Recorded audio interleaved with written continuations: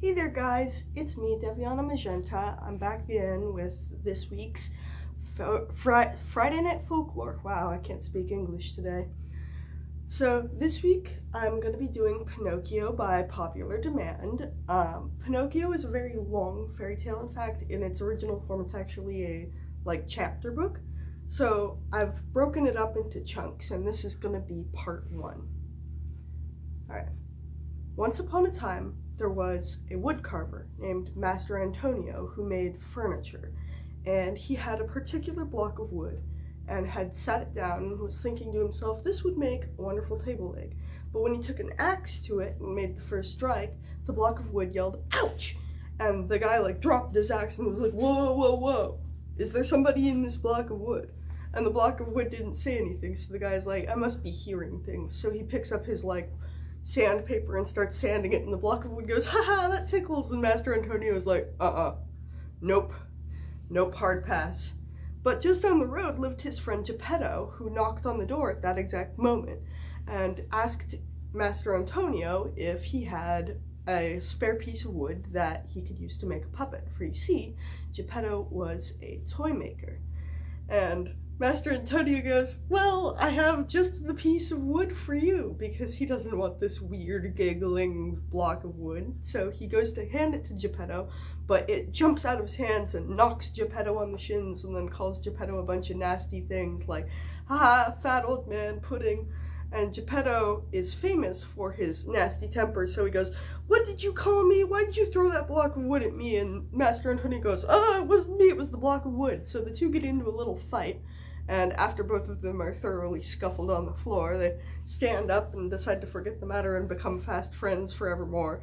Forget the whole matter. This was all just a misunderstanding. And Geppetto picks up his block of wood and goes home with it. And as he sits down, he's thinking to himself, what will I name my puppet? Because before I start carving it, I have to have a good name. I know, I'll name it Pinocchio. So he names his puppet Pinocchio and then sets to work carving it. And as he's making the eyes, he could have sworn that it was looking at him, and he goes, puppet, why are you looking at me? But it doesn't say anything. So then he starts carving the nose, and as he does, the nose starts growing longer. And he's like, no, that's not how I want my nose to look. So he starts whittling it down, but the longer he whittles it down, the longer the nose becomes. So Geppetto's just like, you know what, whatever, it'll have a weird nose, who cares? So he starts carving its little mouth, and then it starts laughing at him. Ha ha, you silly old man, can't even get my nose right. And Geppetto's like, and decides to ignore that and keep carving. And he finishes the little arms and the legs, and he says, all right, there, let's teach you how to walk. And he sets the puppet down on the ground, and at first its joints are all stiff and rickety, but he's holding its little hands and helping it learn to walk. And as soon as it's learned to walk, it goes, ha-ha, sucker, and then runs right out the front door. And Geppetto goes, no, wait, come back. And he runs out the door after this puppet, and the puppet is running down the street, and Geppetto is yelling, come back, stop, it's loose, somebody catch it. And all the townspeople are just so confused by what they're seeing that they just kind of stand there and don't do anything about it. But down the road, there's a soldier who overhears the commotion, and he assumes that somebody's horse must have got loose.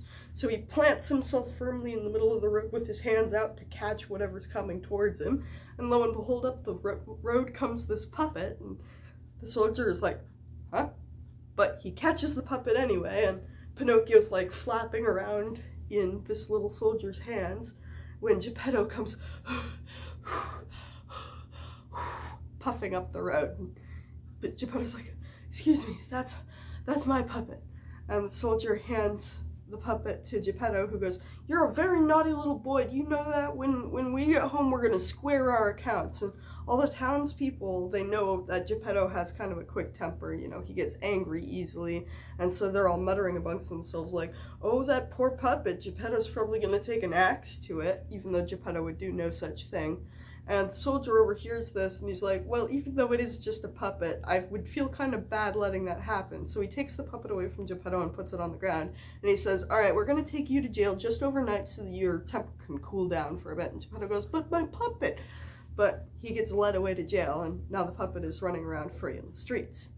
Now, Pinocchio was having a wonderful little time running around causing general mischief, making people trip over him and stuff, When he comes towards the edge of town, finds a little house that nobody's lived in quite some time.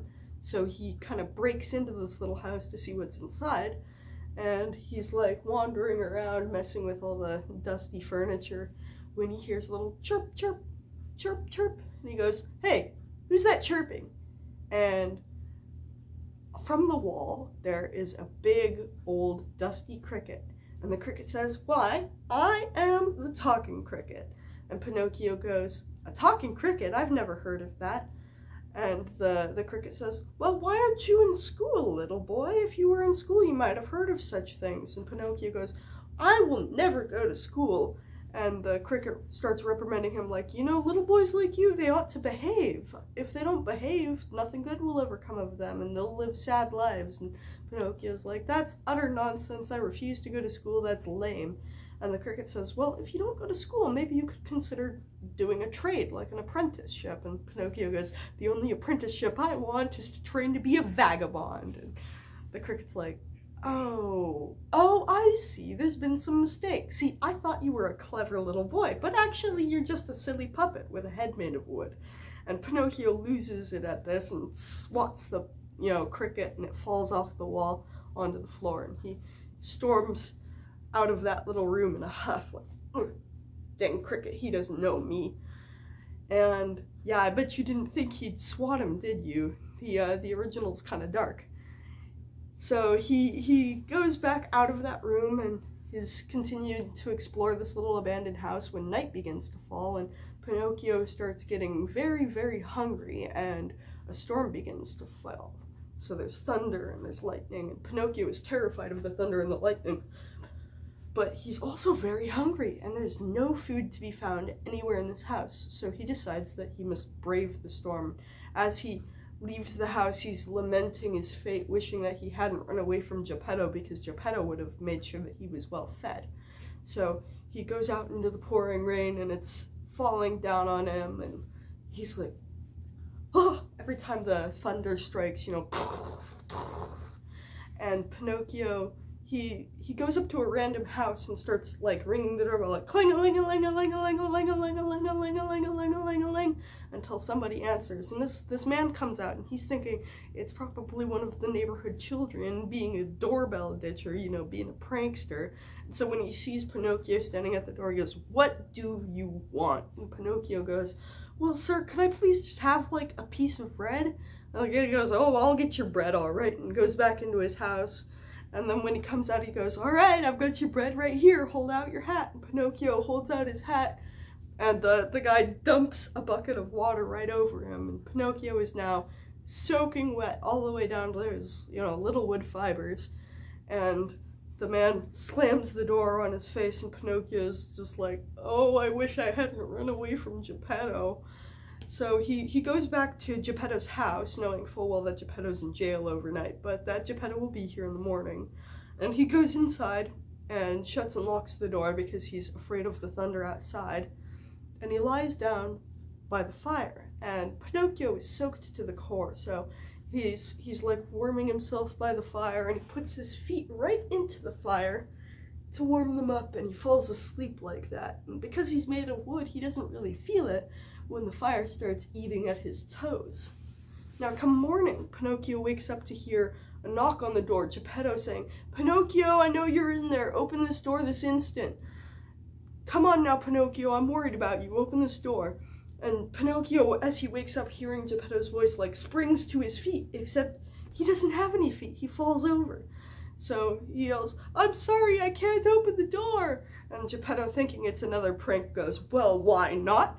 And Pinocchio looks down at his feet, and seeing that they've been nibbled away, he's like, "They've been nibbled away." And he like looks around to see what could have possibly nibbled away at his feet, and over there he spies the cat, and he goes, "The cat must have done it." And Geppetto's like, "That's ridiculous. Open this door right now." And Pinocchio's like, "I'm telling you, I can't." So Geppetto's like, and opens up the window and starts like clambering in through the window. And as he does so, he sees Pinocchio with his little feet all burnt off, still soaked from the, rain and the bucket of water. And he goes, "Oh, my poor Pinocchio," and rushes over to Pinocchio, and Pinocchio explains everything that happened to him last night and how he's so hungry, and Geppetto gives Pinocchio his own breakfast, which was 3 pears, and fixes his little feet with new wood, and that's the end of part 1. So stay tuned next week for part 2 of Pinocchio. I hope you enjoyed. Make sure to like and pop a comment down there, and